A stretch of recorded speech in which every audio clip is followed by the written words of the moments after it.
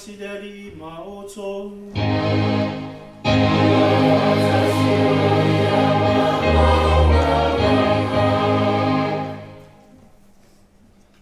Ua manu faifu mai langi pe le tararenga ipu fo le tamalo mai mufusi. Manu nei mai le atua o mafua u tātou kisila whai fo i le nei tai au pa ia, tai au fau, o nino matatoa. O lea wanga le nei mai le atua o tā whātasi le tātou a inga, ia wāle usinga o le tātou tauranga pa ia i le atua, ia wā foi manu i le dingi unga mo tātou a inga, ma le larolangi a toa. I le swafa manu malo Yesu Keriso te whātārofa whāwhenua. Mō mua te whātārofa atu pa ima le manu fo Samoa o whaim tātou whātasi.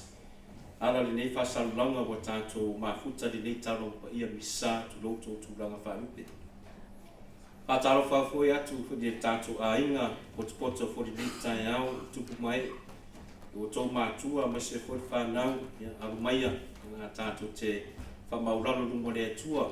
O le nei au sā rona bua, o le nei vai tau sanga le whangafulu, i nei a tātou te whamauralo mo le atua, ai tā ua le tātou whalulongo, i lona si ufonga whalulongo, fo i ona whamonianga, a wao tātou, o polo ai mai tātou le atua, tātou te whaasoa le tala le nei, ma ngā lue i ngā luenga le nei, ina i ala ngona ma whalulongo fo i o tangata uma o le laruranga.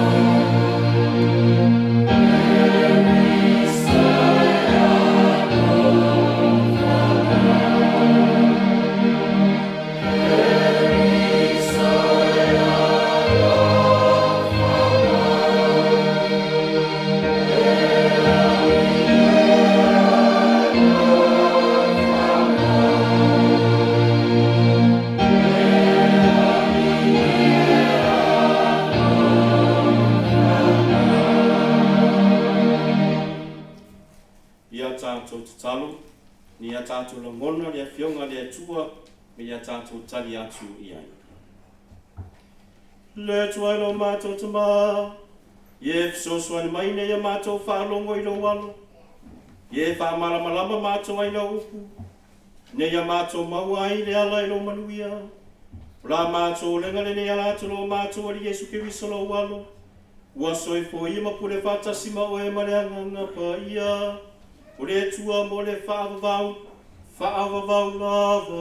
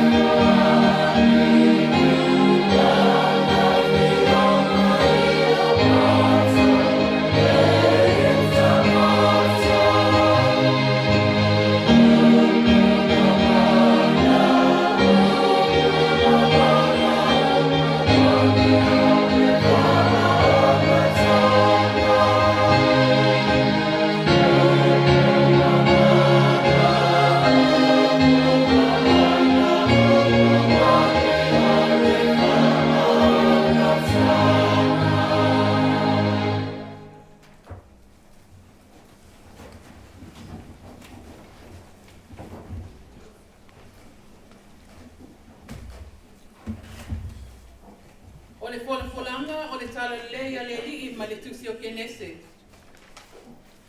Kenese lana mata upa e lua sepulua.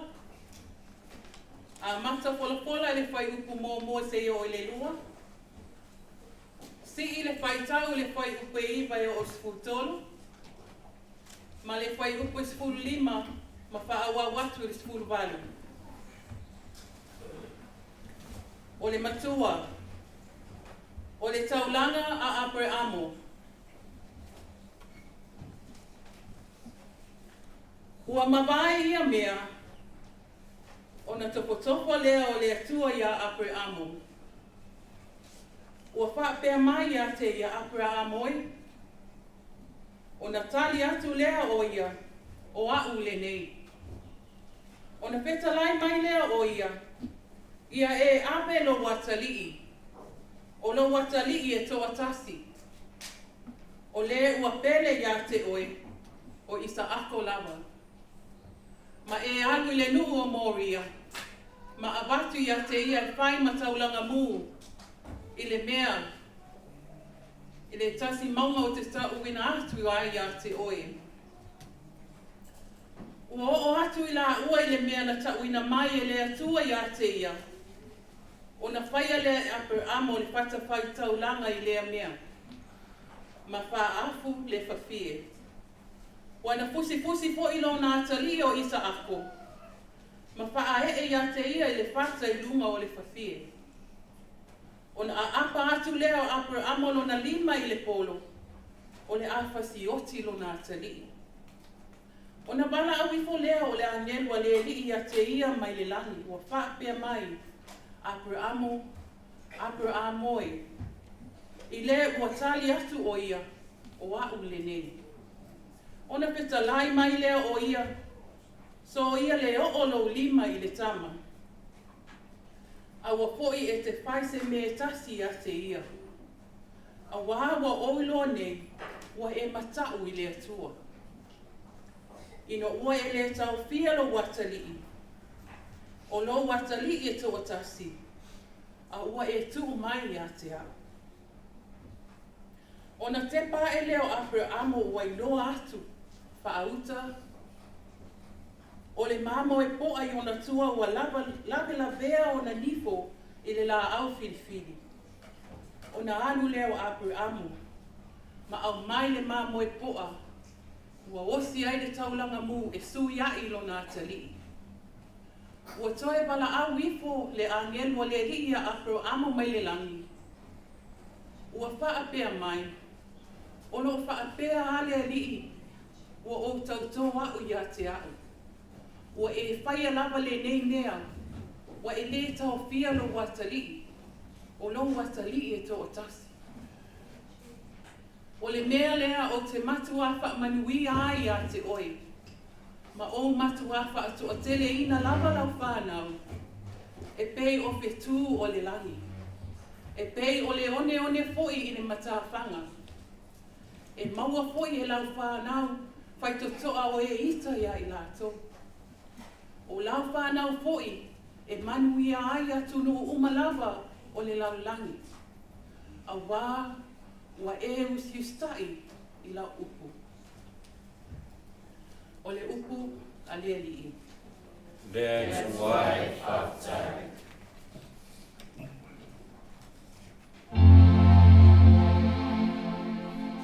O te sabali I luma le ani.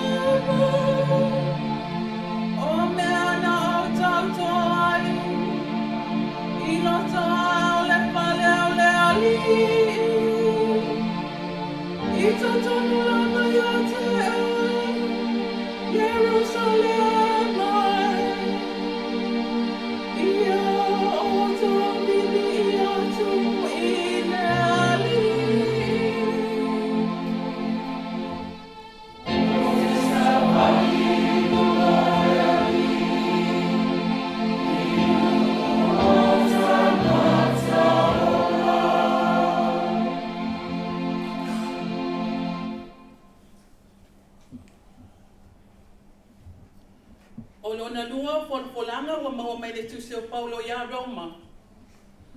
Roma lona mta upe valu, fola le fai upe tolu sputasi, ma faa wawatu le tolu spulfaa. O le matua, o le atua sana le faa sawina lona lava alu.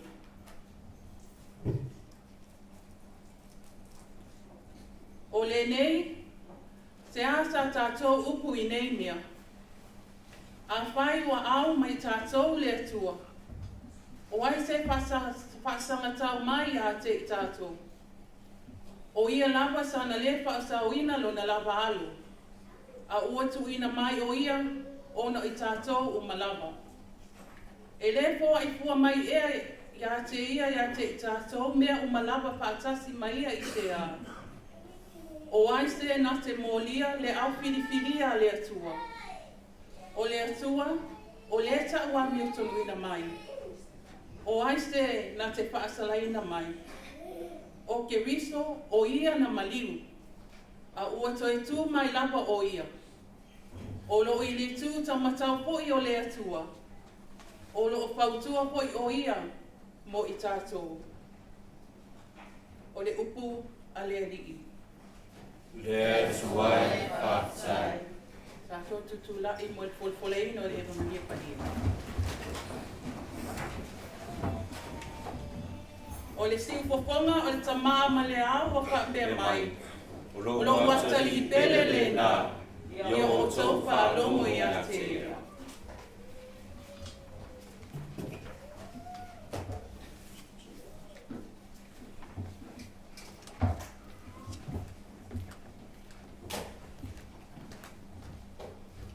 Ia whatasi le rima o tō. Ia whatasi o ia whapawanga. Le wholafolanga ma le wangaria pai ana tusi a mareko.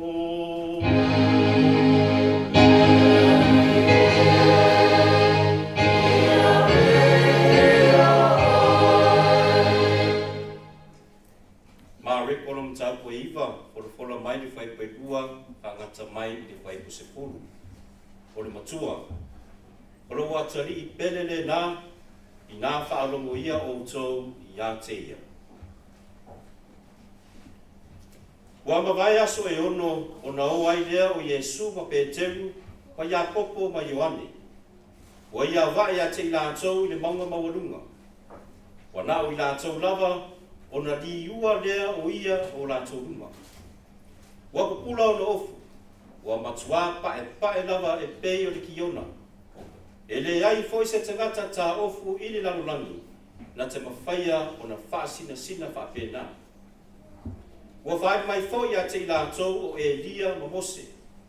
Ua pe tautara talai I lātou ma Yesu. O na whai mai leo pe teu ia Yesu wa whape mai. Rapie. Le lei ona ua tātou nofo I nei. Se mātou whaia foi ni whale apitanga se tonu. O le tasi mo oe, o le tasi mo Mose, o le tasi mo Elia. A wā ua ia le I loa se upu e whai atu. Ina ua matau tu ia I lātou. O mai foi le ao o whitia ai I lātou. O na tu rei mai lea o le siufofonga mai le ao. Ua whape mai. O lo watari I pele le nā. I nā whaalungo ia o tō I a te ia. O na whakose I lea, o na wawa ai solo I lātou. O le tō I loa se tasi. O na o Yesu lava ma I lātou. O ifo I lātou I le maunga. O na wawau atu lea o ia I a te I lātou. Ne I lātou tau atu se tasi o mea sa lātou wa aia. se ia tua se tu mai le atali o le tangata na ie woti. O le tala le lea le ali.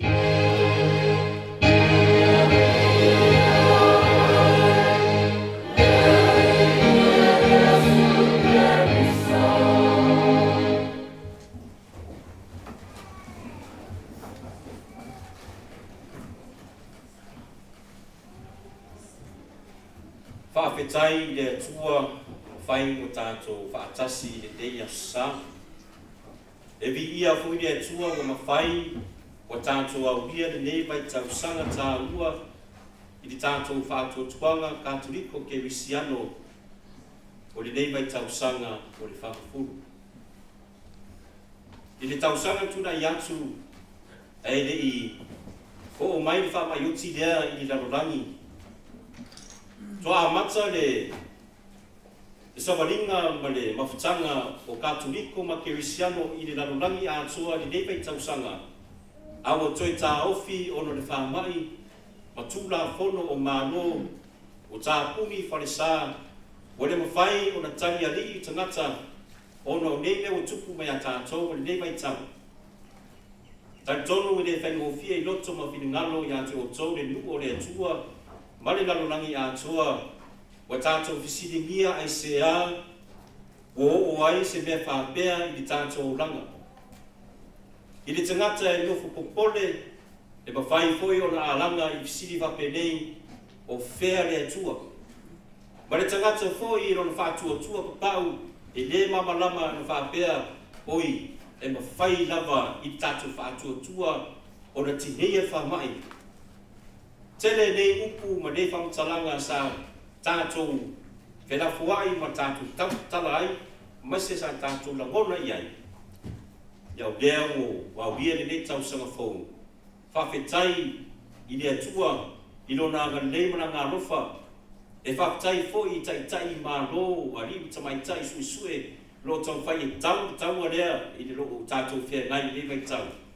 O le nei vai tau sanga mo to e tana wheu le nei a wā se whaafaunga. A wā se whaafaunga mo tātou ma lava i le tātou mawhutanga ma le tua. Ai mai se lava e tā ua foi le tātou lava mawhutanga whare a inga. Whapena foi ma le tātou e kāresia. Mai se foi tātou lava e kāresia nei i Parramatta au se tālia. O te fi whaasoa te whamanatu atu li tātou a inga. O le wheau, o le nei vai tausanga le whangafulu i nei au wala e tonu. O le se e wala au lea o mākusi, o le wala au lea o le atua, o le wala au lea e kāresia mō tātou mulawa o whapea mai i le vai tausanga le whangafulu. Whātāua, mua o le tatalo, lona rua, o le anapongi, o lona tonu, o le whaatino o maruenga i nei. 3 simple themes of this Lenten season for us to remind ourselves to help with our journey in this Lenten season. First is deep and truthful prayer. Second is our fasting of our wants and desires. And thirdly is our charity, or showing and acting in good works to each other. Ona o le upu whora lea tu mo tātou li neia sa o te fia whamamafa ai, o te fia whaaso ai i le tātou a inga, o le whiau fo i lea o le whaarungu. Listening is a very part of this Lenten season, very rightly in our readings of today, that we must see the importance and the vital of listening to God and listening to ourselves and listening to each other. O le tātou o ranga whātukupua e whasamoa o tātou umalawa na tātou whaalongo po tō whaafunga foi i upu i tātou mātua. O rin whai pule o tātou tina. A me se foi lau whai lotu upu lava māsani whapea mai a tātou. Whamanatu mea tātou le tā ua le tātou sawaringa le nei o langa tātou le tangata ola, tātou tangata kirisiano, tātou foi o tangata Samoa. O whanau o tamo manu e whanga I funga o la au. Au tātou tangata, tātou te ai e whangaina tātou I upu. Upu whala e au, upu le whaasao, upu le whaasino, upu whamanatu mea tātou, mai tātou mātua I ia tātou ola, ia tātou te whamanosi, ia tātou te whautauta. A wālo iei lea tua no whātasi ma tātou. A wā e taimi, a mai se whu o tau mātua wa tātou whātasi te taimi nei, ma tātou uso ma tu whaafine tupulanga talavou, ma le whanau, e taimi la e whaane oa foi upure na.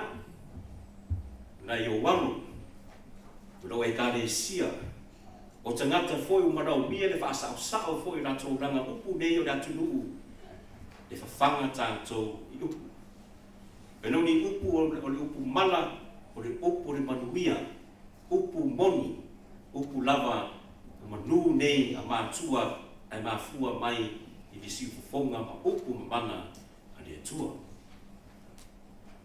I le tātou ufolofona o le deitai au, e se matu o fia le tā ua o le whaalongo o le tangata I visi ufufonga I le atua, I le whapena le whaalongo lava na o se leo, sa wa transmit I le talinga se tulo o le mawhawhauma pipi I le mawhawhauna tangata, ai tā ua foi le tā ua lava o le whaalongo o le loto o le tangata le ana whausia le atua o le mea lofa le atua ia o le atua foi e se fo le winga le atua tu ai le nganga o le sao loto le sao tonga o le tangata soifua ina ia mau pere le lawanua le tangata e whaalongo le atua whaalongo le lei ia o le lawanua foi tātou foi te whaalongo foi I Masei.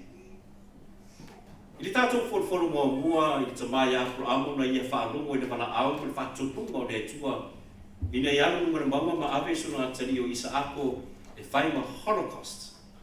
O le upu le Holocaust o le whainga tauranga leo te ngata I utaia e susumu. E le na wapea na le osi a susumu le tauranga. Tari tonu whate ia le tamai a Abrahamo leo whapea tu le atua alu susumu ro wateri I lunga mauma whai le mea no te whai atu ia te oe. Ino yo I loa oe Abrahamo e te tusitai me te whātua tua ia tea.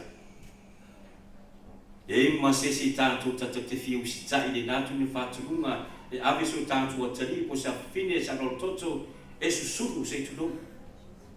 E le sao, e le mānaia, e ti ngā e mufu popole fōre loto o le matua. Ono ni ne whāturunga e lava o le tamā ia Abrahamo. Ia Abrahamo lava I lava na ia whaalongo na ia husitai. Na whaalongo ma husitai pe Abrahamo ui lava I le mawha ma le matautia. I le saluanga ma le whatununga o le atua ia te ia. Ai peitai, o le atua foi e lona tau whae ma mana I le loto e aru tatou poto ma tatou atu mai e muta mangata. Sila le atua li usitai ma le whātua tua wa whari e Abrahamo ia te ia. Le ana whamanuia I le atua I Abrahamo. Tāwhi Abrahamo aua le o ro rima I le tama. Le o va aia I le mauni. I o whātua tua Abrahamo. Le ana Abrahamo ono lo whātua tua na I usitai lava le whikatara le no whaiatu ia te oe. Whamanuia oe Abrahamo ia vea oe matamā o te ngata uma le lanorangi. Tana lava o tātou masani iai. Ai tāwhi li whaitonga mō mua tātou aina. Le whaalongo lea, ma le tangitomu lea. The faith of Abraham was so strong, even God was amazed. God was a creator but amazed to the faith of his servant Abraham. Tātou olo la I le tātou wholwholo no lua le tātou a inga I a sangatu Paulo. O Paulo fo le tangata na whaalungo. O upu fo ia Paulo le tātou tuspa ia o le tangata le fua ia o le tangata na ia usitai ma talitonu o le whaalongo li si fonga a te riso. A wā o Paulo I lono oranga tuai.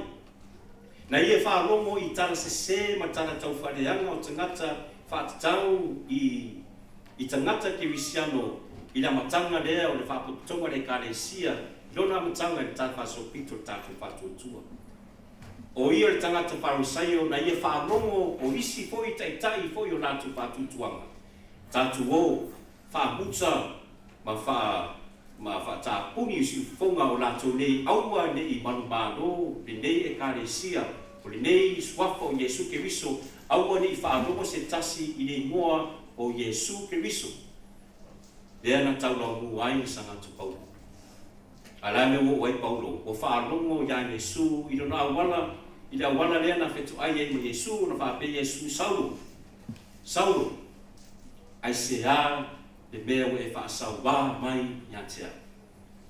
This is a beautiful reaction of St. Paul listening to Jesus, and what happens to Paul? Converts. Sui. I rona i swafa me a Saulo ma Paulo le whailonga vaile na o le sui a tua o le whaarongo fo ia Paulo.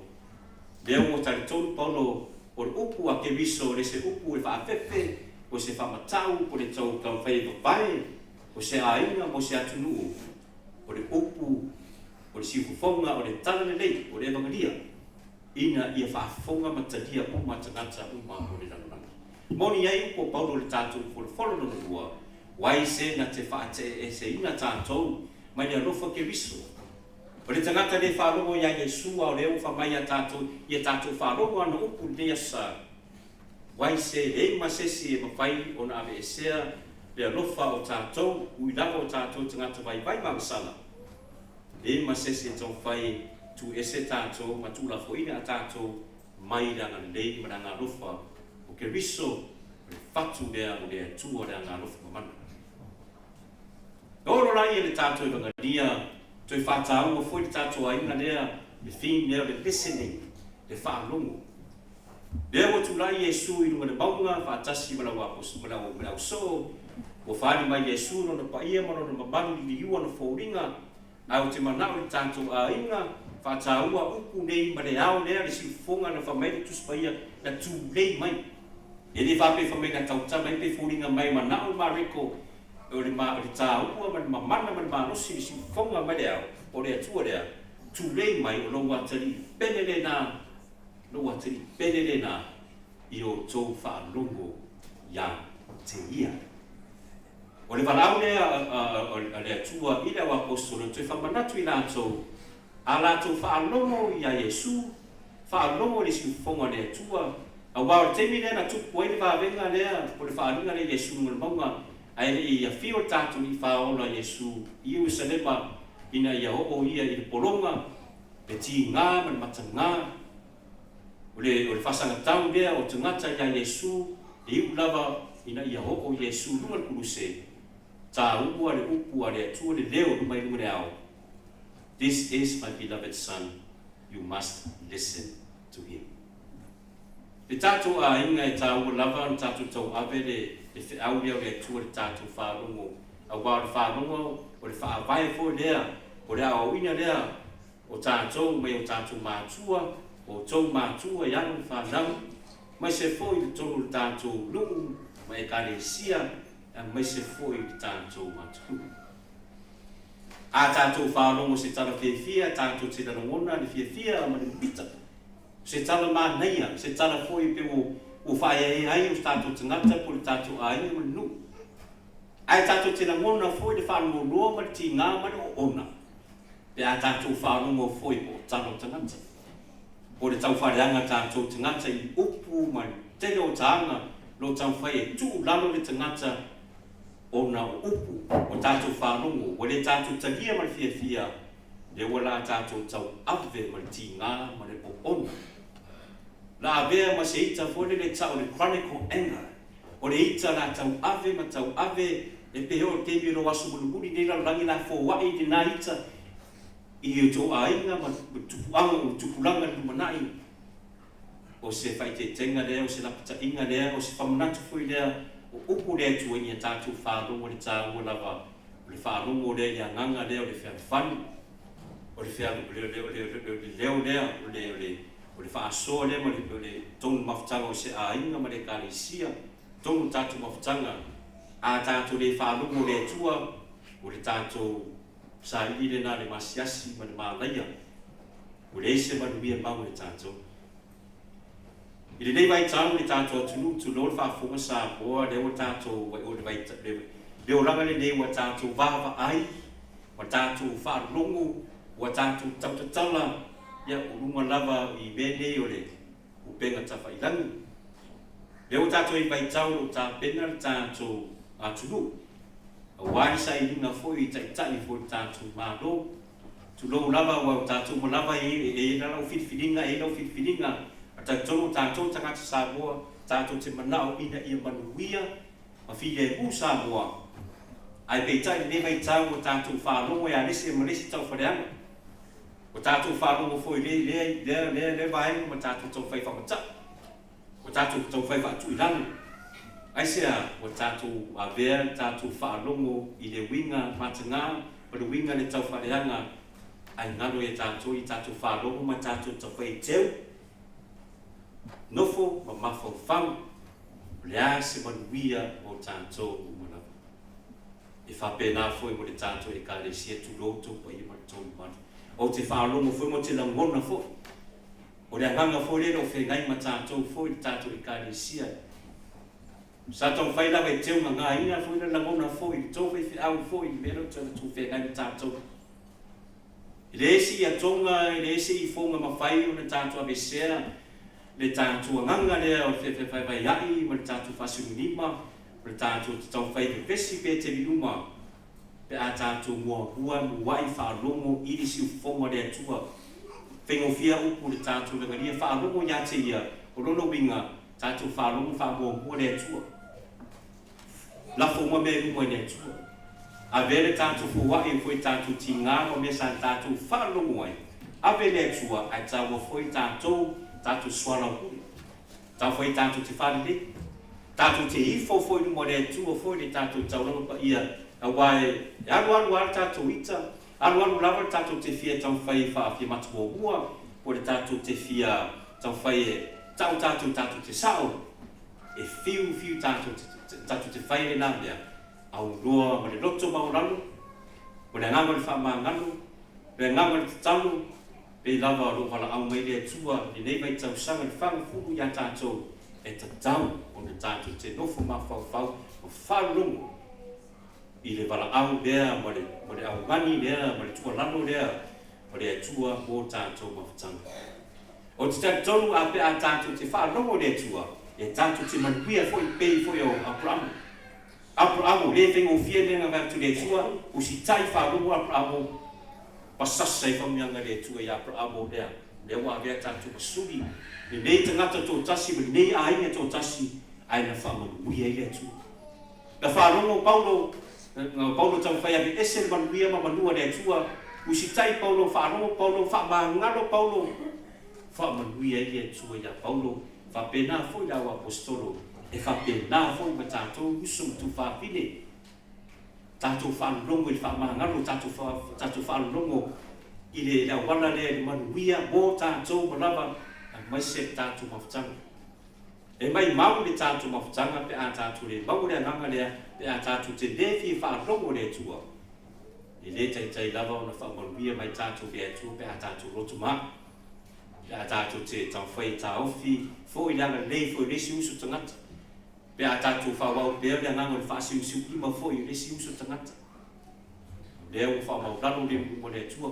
A ke miso le tātou te whamanu ni vai tau sanga whangfu.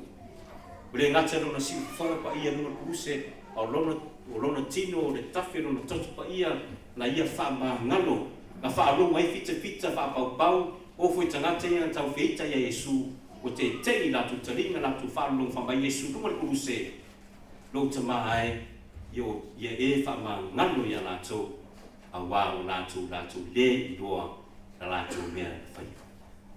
E tātou a inga ia vere nei opure, o lea tue tātou te tauwhi mau, tauwhi pipi I mau iai, tauwhi mau a uni ngata tonu whansai, a whawhapoi o tātou whaise ngā luenga, ta tara tātou loto, na whai ai o tātou tofu, I tātou la ngona, ma tātou te experience, te matamo fia o le whiaure lea tua, ina ia tātou tas, ina ia tātou maure le nganga le whamanganu ai, le whiaru whani, Wa le tang e fam sino tatu le tua e umur tatu langa o umur langi fa mai Yesu ya tue na e fa mangalo talo fai ya o le u le anga lava ya tatu ya tatu tau ave the chronicle anger there i tatu loto ai se a ono wa tatu le fa when we are the tatu finga balanga le vai tau sanga le tatu ai le fa no si fu le tua our young people listen to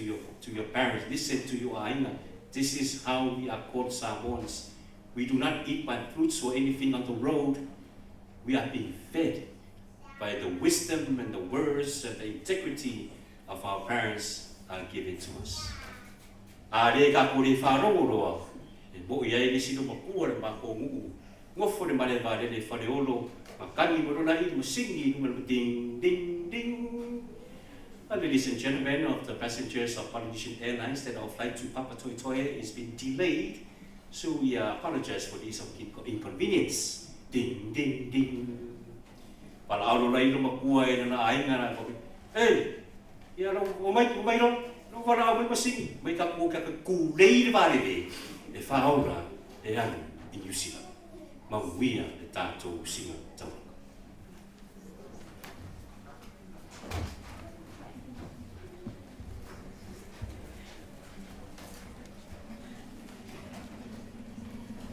Le tātou a inga o mai o tātou whāru longo le upu o tō whāu le tuiala mai rano whorwhora i a tātou tutu la o whāwhou tātou whātua tua luo le tua ma le e kāre sia tanga i le tātou le pape iai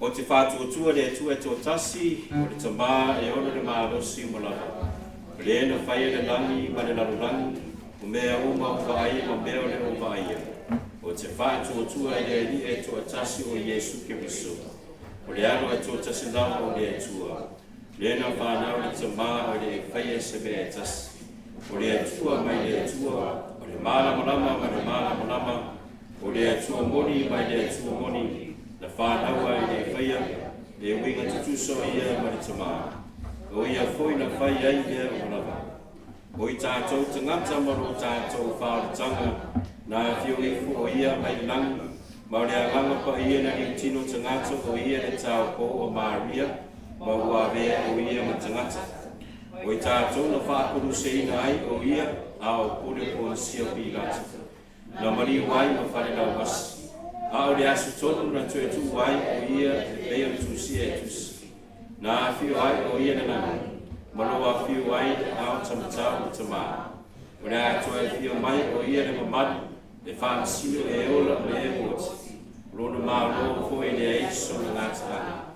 O te whātua tua e le anganga pa ia, mea rii o le fo ia le ola. O le whiu mai e le tamā ma le amu.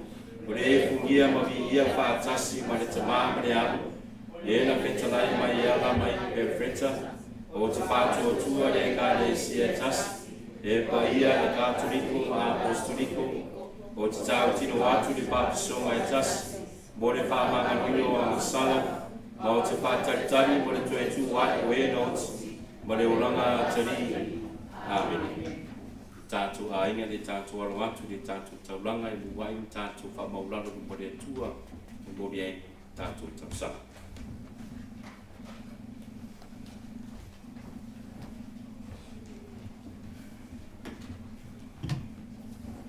Tātou tāu sia le whao le kare sia le laulangi atoa. E whionga i Apope Francis. Ia le leipea le tua e ala i lona soifua whale tino. Le mafau whau ai sisiri lona soifua whale nganga. Au ale leo leo ino le lafu mamoe le tua le laulangi atoa. Tātou olenga le ai le li. E whao mai. Tātou tāu sia le au whaitofi o le kare sia le laulangi atoa. Fionga i apatele, e fionga i te mai te sā. Au le lei le tua, fisoa swani lo lato mafu whau. Lo lato whatu tua i le tua. Au ale leo leo ina o lana whanau le laulangi atoa. Tātou olenga le ai le li. E whao mai. Tātou tāu sia le laulawa whono. Fionga le te whono. Ang lei le tua le soifua le tino, le mafu whao. Whai ni mafu whangu le lei. Au wā, te taitaina o le pureanga i Parramatta i te tonu Australia. Tātou walenga lea i le li. Lea i e whawhonga mai. Tātou tāru sia le ufolofolo le nei aso. Tātou tāru sia. Ia avea lea o se whātula au. E te tonu manatu ma whinangalo te tasi o lana whanau. Vea le whatua tua apre amo e whai le mataiala mo tātou wale nā o yatu. Tonu ainga te tasi. I le whawha ma leo whale. Whanau ia onga. Ia leo ina i tātou le whatua tua o lea tua. Tātou lenga lea i eri. Lea i e whawhonga mai. Tātou mana tua na i o tātou ainga o e o loma mai. Tonu ainga te tasi. Tonu whale mai o whia lawa le mea o lofa penau na pua ngā ti ai whanau o lea tua. Pa i atu o na au alofa. O na au whambalo lo. Lawe e ina ma fua e malo sole tino. Pa sili le anganga. Tātou o lenga lea i eri. Lea i e whawhonga mai. Tātou tāru sia tupulanga taluau le tātou puleanga. Ia iai, i whanau i au ngā mo lea tua mo nanu whinangalo. Tātou o lenga lea i eri. Lea i e whawhonga mai. Tātou tāru sia nganga uma o nei tātou matua. Whanau whai langi le soifua. Moni o lātou nuwhanga le maa lo lea tua e whawawau. Tātou toi o lenga lea i eri. Lea i e whawhonga mai. Mo anganga umo e maari liu, o tātou tarusanga e manu tuai o ngango i rātou nei. Le whionga le bikpo ia Bishop Beat Heather, o ia le bikpo mo lava o le nei puleanga o Parramatta, ma liu le vasu tu nei atu. Le whionga e pāte le soa le patita, Society of Mary, o le ostauranga le nei mai wem fortuna loa tausanga na ngandue i Samoa, na ma liu le vasu tu nei atu. Le whionga e pāte le malo nungtunu, o stauranga Samoa loa tausanga na ngandue i Usila. Le whionga ia Sister Maria Josefina Josefo, tamatei sāre SMSM, missionary, loa tausanga na ngandue mo le kālesia na madiu i Filipino i Masinei. Le tamaya whaafusuanga to le afua Kenneth Poutoa, na i whaipule na madiu foi i le Masina. Le tamaitai ia Paula Tevanga, se tasi foi loa tausanga na ngandue i le au ainga tamaitai sā o Salisio, madiu i sā mo i le awaa i le vai asu tuna i atu. Le tinaia Atidiana Kelly Williams, le tina mai le awhionga leo le pea, na madiu le vai asu tuna i atu. Ia ma le tina matua ia Arieta Matawha, auta ngā vai a samu, o le tua ale nei le awhionga le ti a koro Matawha i Savali, i nunga sini, madiu i sā mo le nei vai asu. Wai lātou mo lava ma le tātou ai mo madi o tātou renga le i deri. Ono tua foi lātou lo whamamalu ino lātou aso e fuori nei aso, mo le whapitori nei tauranga, mo le susunga i a tro ati balu, ono aso e fuori nei aso. O le tātou renga le i deri. Ia tualo mātou tamau e whaafonga i mātou tarusanga me mana onga, talia foi nisi o mātou mana onga, tutono mātou loto, me mātou renga le nei, ala atu i ate oi e suke viso, lo mātou wari i. Amen.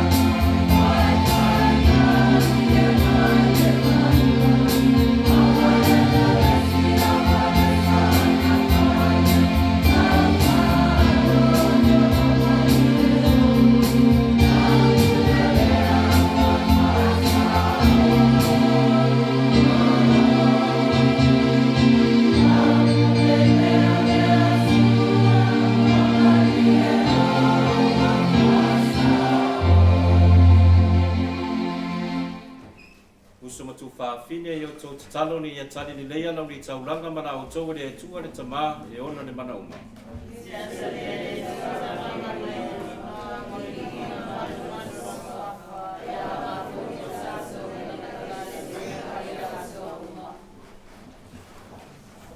Leli e whapai e mātou, ia vesea mātou anga sala ni nei tari suanga, ina ia mawhai e ino mātou sauni uni e whamamaru le toi tū, la mātou lenga le nei le swawhai e sulo mātou wali. Amen. Ia whatasi le ari ma o tōu.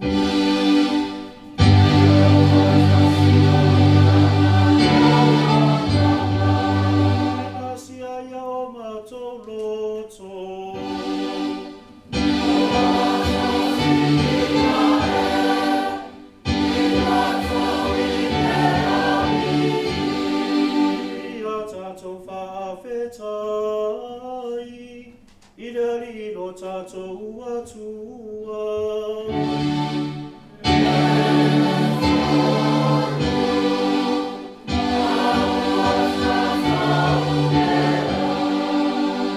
Le tamai o le tosai fue whawawama o le malosi umalawa.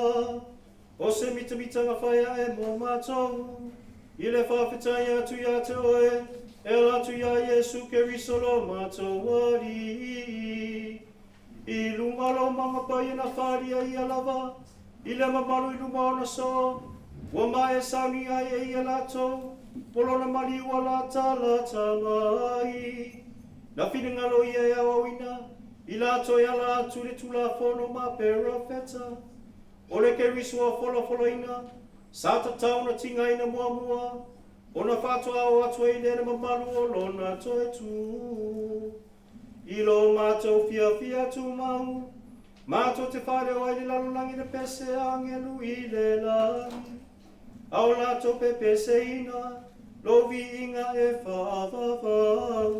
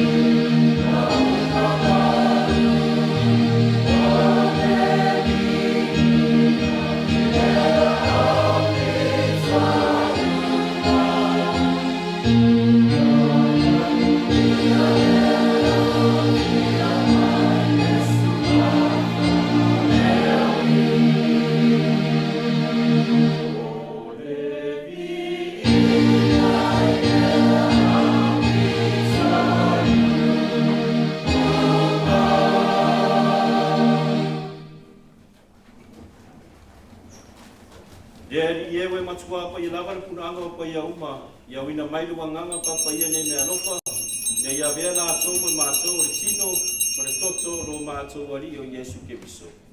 A retu nātu i le oti se oti na ia taria no lava marie, na tango i la retu ma watu ia te oe le whaafitai, na tofi i la retu ma watu no na au so o ma le whape atu. I nā whetamo fia iai o tō uma ma ai iai, o lo tino le nei o la fo i nātu o o tō.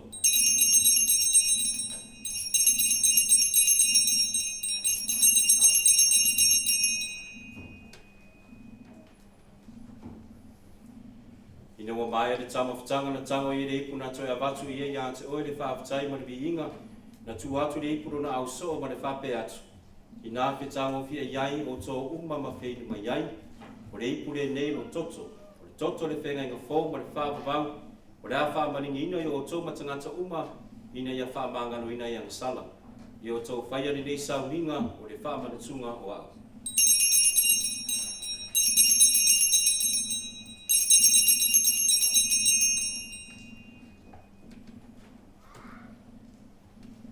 O le misteri o le whaatua tua.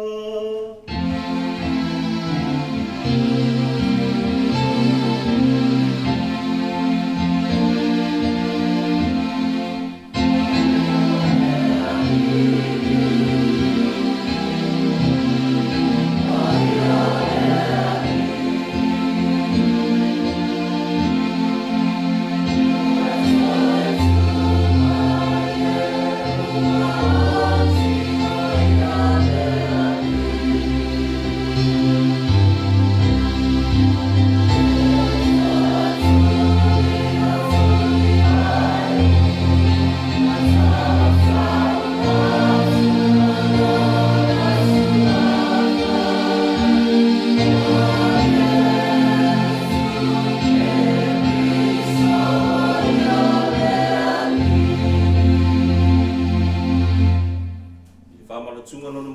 na toi tu mātou te momori atu ia te oire te mai, lenei a reto le ola ma lenei po le whaotanga.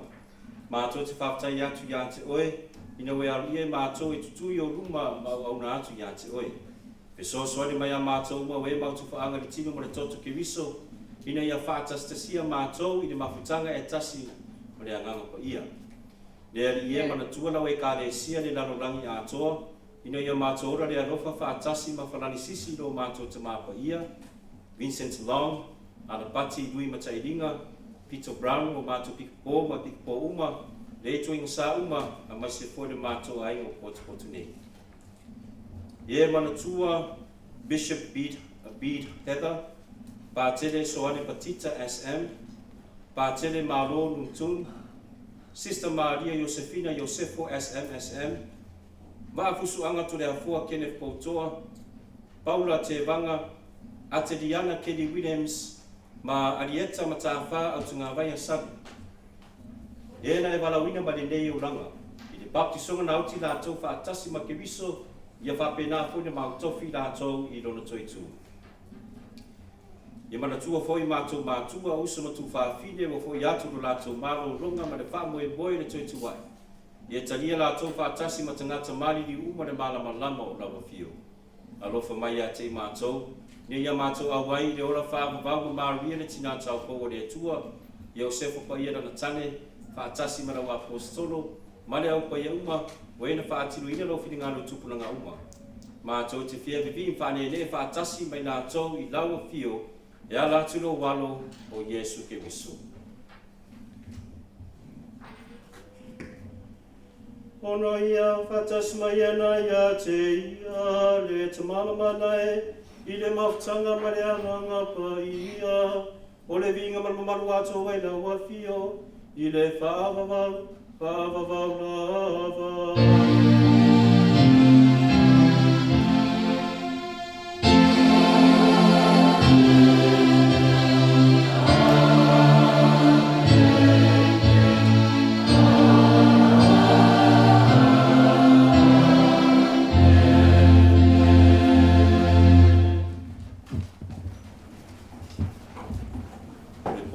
Whaola, ma whamatu i ala ia au pa ia. Ma whai ana whamanusia tātou e tataru atu.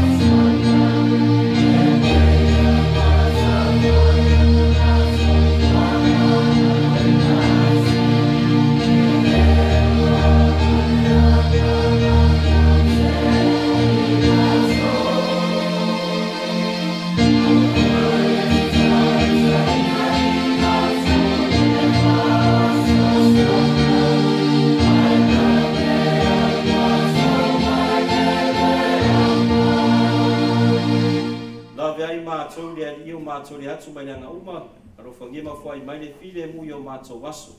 Ma le fisosoani mai lo alofa muti vale. E sa loto tu mawe mātou mai nga sala, ma malu ai mai atu nga uma, ma mātou whatakitani ma wha moe manuia, na whio mai lo mātou whaola o Yesu ke wiso. Alleluia.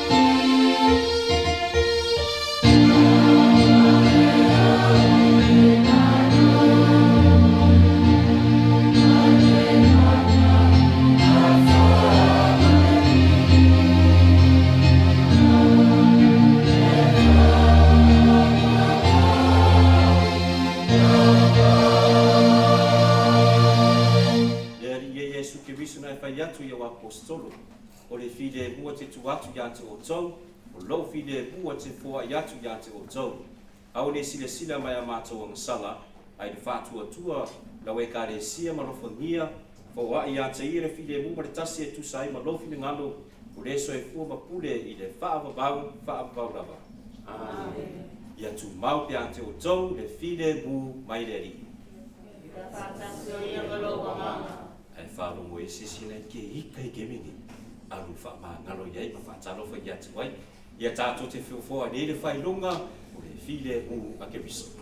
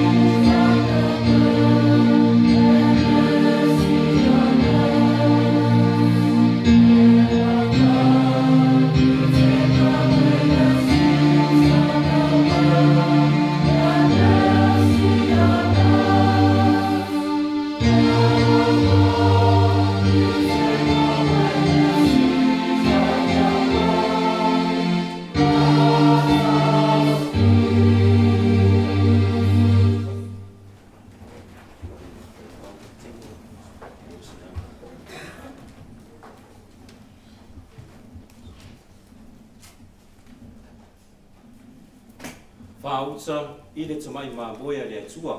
Whauta nena te ave sea sala le nalolangi. Manuia la tō wala aulia le tari suanga a le tamai māmoea. E o te reo mai o whale, a e tau lava o sau whetalaina, māna o wai o anga.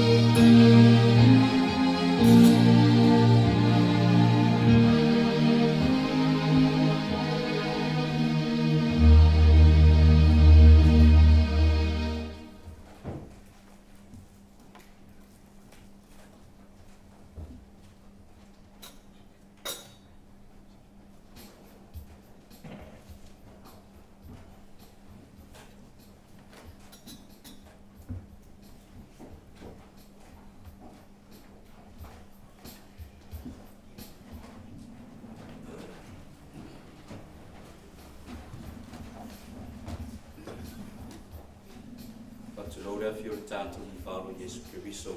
Ia le tātou te whakora talo whāro fwoi karasia fwoi Yesu ala le sakalameta. Io la te ina le tātou whai pese lenei e hui tātou la whaanga fwoi o rātou nei o tātou mautua tātou misa. Ia mai se fwoi o tātou mātua o sutu whāwhine o whānau. Ua utusia le mawhatanga o le morimu reo tia. Tala pera no le whai tātou pese whātasi ai Viiga.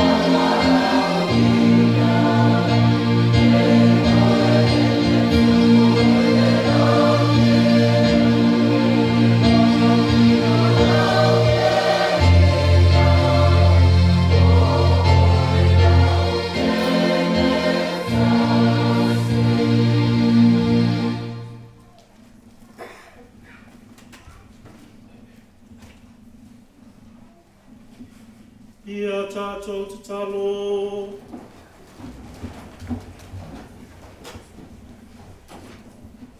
Lea li e, mātou te whātai atu mō ne misterio pa ia, wa mau mai ai mō mātou li nei narangi, se vaenga i reo langa te liona ke riso, lea li e whamanuia mre mātou ainga, talo poe mō mātou au sutu whawhine o wala huina, mana tuaro mātou atunu e masu mātou o savaringa, mre mātou renga nene anatu i ato o Yesu ke riso lo mātou ari.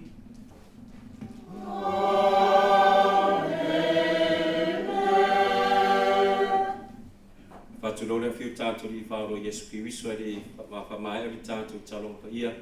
E mua whāre o atu whamaro mo whātai fōi li tātou ainga. Me se fōi sā mō tātou whātasi ni au sā. Fōi li tātou whasaranga. Li tōna sā ia ma se fōi li tātou tapuinga vei whātasi fōi ni au sā. Ni au sā. Ma se fōi au nauranga te tasi fōi ni au sā. Ni whio te te pono tu tiamu.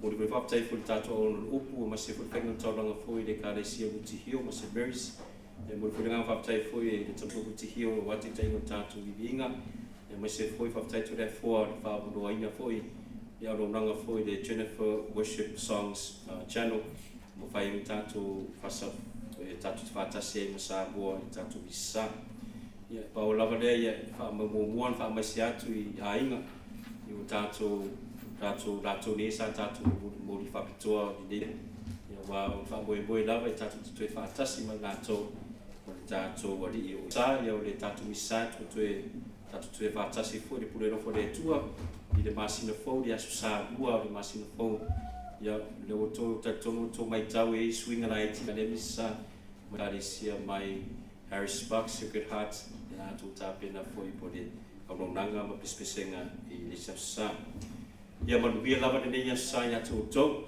pa ia to manubia foi nei vai yaso ia tatu falo per si fonga le tua tu foi si tatu tu I tatu ro sa I pe tapena foi wale sa inga foi tai foi tatu tu ni tau sanga ia tatu mau le nganga fa manga wai ia tatu te olusai ia tatu la fu panu mai de tu ia fatasi de ri mo to fa manu ia tu de tu ia te o to o leo de banda umba de tama mariano vale nganga pa ia amen wa tu o to ma fia ma de fide bo ke biso le tu ai fatai